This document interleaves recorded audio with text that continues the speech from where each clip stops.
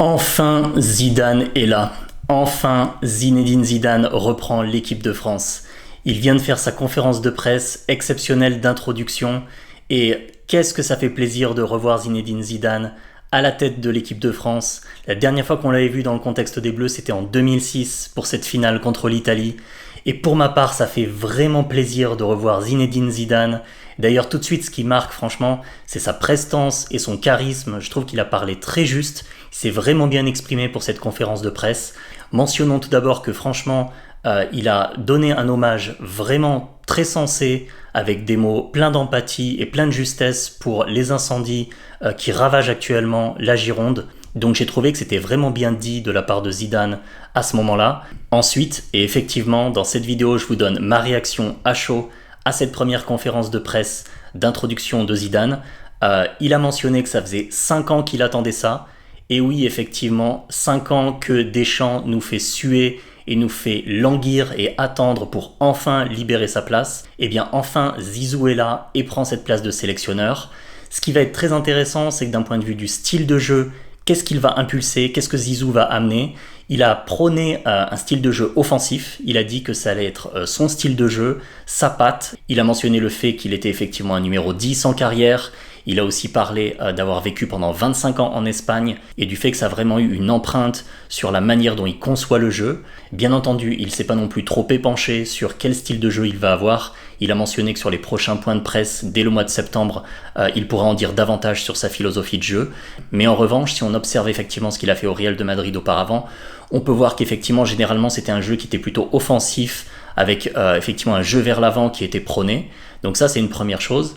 Ce qui est intéressant, c'est de voir également quels seront ses premiers jalons en tant que sélectionneur de l'équipe de France pour Zinedine Zidane. Et effectivement, sa première liste aura lieu déjà mi-septembre.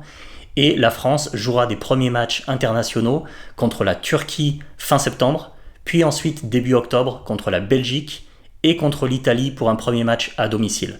Donc retour effectivement aux sources pour Zidane, puisque son dernier match professionnel en tant que joueur, bien entendu, était contre l'Italie en finale. Et son troisième match en tant que sélectionneur, mais premier match à domicile en France, sera donc contre l'Italie à nouveau. Ça va être très intéressant de se projeter sur ces premiers matchs avec Zizou comme sélectionneur. Personnellement, franchement, j'ai le sourire parce que j'attends vraiment de voir ce que ça va donner. Et on va, bien entendu, tous les observateurs et suiveurs de l'équipe de France vont scruter quels vont être ses choix en termes de joueurs. Est-ce que Maignan, par exemple, pourrait être concurrencé dans les buts? Je pense que c'est pas complètement déconnant et absurde de penser qu'il pourrait amener de la concurrence. Est-ce que la défense centrale va rester intacte ou est-ce qu'il peut apporter quelques changements à Upamecano et Saliba? Sur l'ensemble de la Coupe du Monde, il semblerait qu'il pourrait rester cohérent et rester sur cette charnière.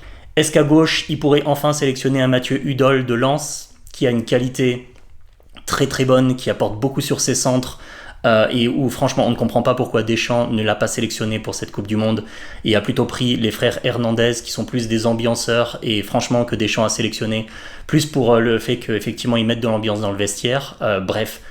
Incompréhensible. Mais ensuite au milieu de terrain, pour les milieux de terrain défensifs, est-ce qu'il va faire appel à effectivement Tchouaméni, Rabiot, Koné? Comment est-ce que ça va s'articuler? Et aussi ce qui va vraiment être observé, ça va être l'animation offensive.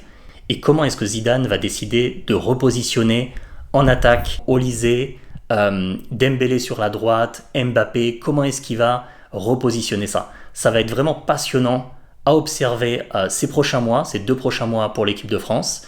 Dites-moi dans les commentaires ce que vous en pensez pour votre part, à quel point vous êtes enthousiaste et satisfait de voir Zizou reprendre les rênes de l'équipe de France, faire cette première conférence de presse et vraiment venir s'installer en tant que sélectionneur. Dites-moi ça dans les commentaires. Si la vidéo vous a plu, n'hésitez pas à mettre un pouce vers le haut et à vous abonner à la chaîne pour plus de contenu sur le sport. Et pour ma part, je vous retrouve très vite. À bientôt.